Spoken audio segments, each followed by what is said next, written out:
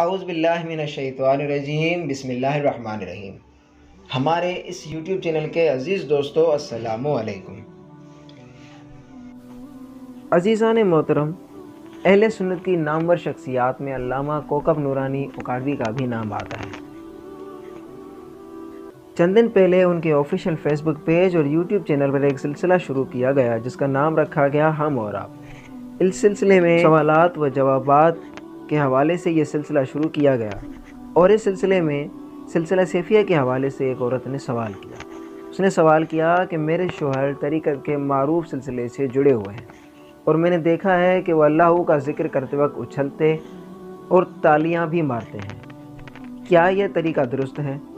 عمر صاحبہ کا سوال کہ میرے شوہر طریقت کے ایک معروف سلسلے سے جڑے ہوئے ہیں، لیکن میں نے دیکھا ہے کہ وہ لوگ اللہ کا ذکر کرتے ہوئے بہت زیادہ اچھلتے ہیں، اور یوں محسوس ہوتا ہے کہ وہ لوگ اچھل رہے ہیں اور تالیاں بھی مارتے ہیں، تو کیا یہ طریقہ درست ہے؟ اگر خود ارادے سے اچھلتے ہیں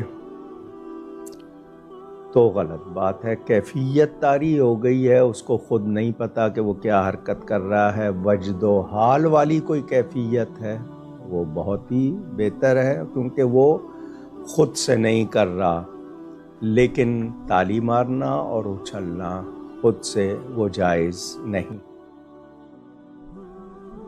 عزیزان محترم، آج کی ہماری یہ ویڈیو یہیں پر ختم ہوتی ہے۔